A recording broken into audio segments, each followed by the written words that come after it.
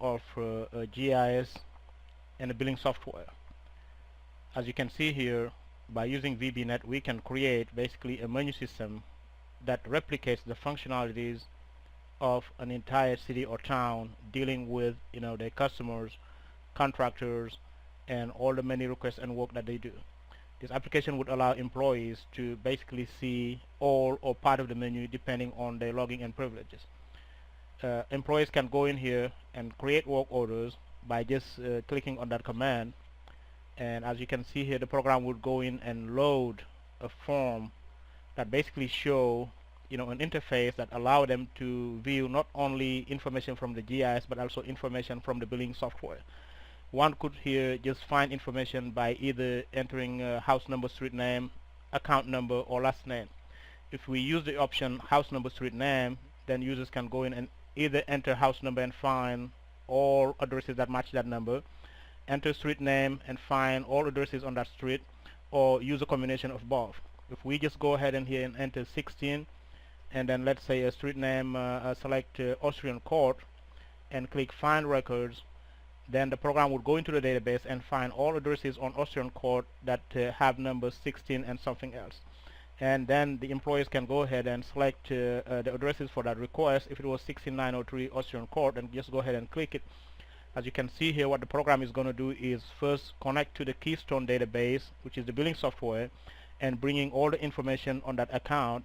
And then using the GIS here, what we have is just ArcReader, which is free, so no more buying licensing and so on. You can view both the GIS and the billing information, and the program would zoom in the vicinity where that parcel is located. The users have the ability to zoom into the future to see more of the other features that are next to that parcel.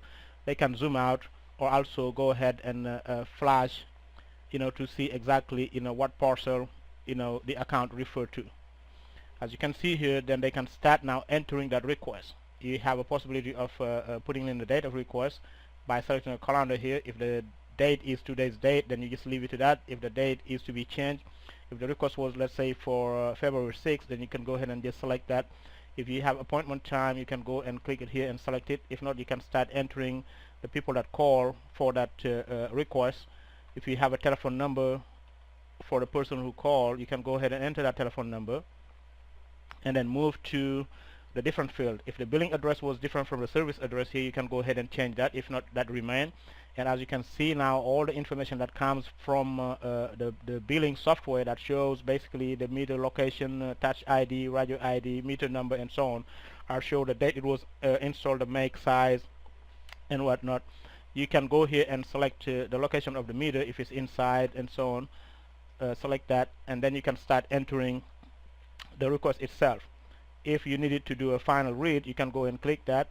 If there was repair involved with this request, you can go and click the repair, and then the program give you a field where you can type in the type of repair that needs to be done.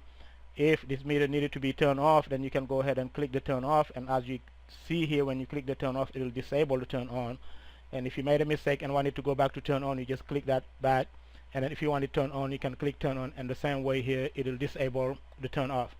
And as you click turn on, then you have the choice of entering the car by selecting either yes or no.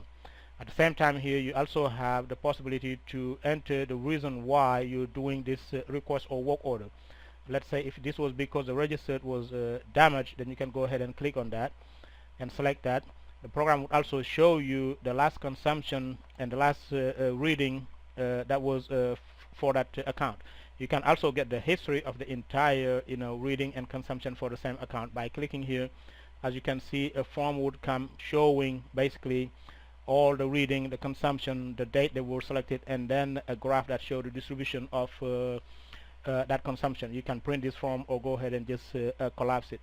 The same way you can enter information here as commands to let basically the crew know what they need to do or information they need to get before they do the work order.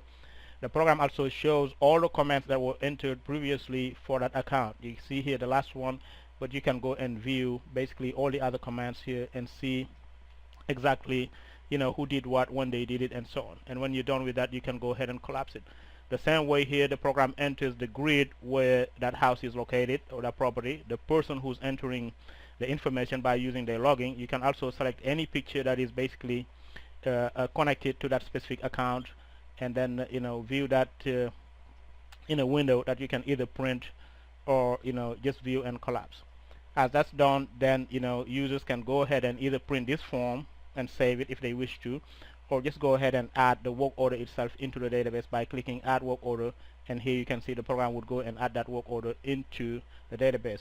Just quickly here to show basically an integration using VBNet of your GIS and your billing software, which allows you basically to share all your information with all your employees without having to buy any more licenses for your GIS or any more licenses for your billing software. So if you need to see more about this kind of application, please call us 317-213-3997 or visit our site iseed4.com. Thank you.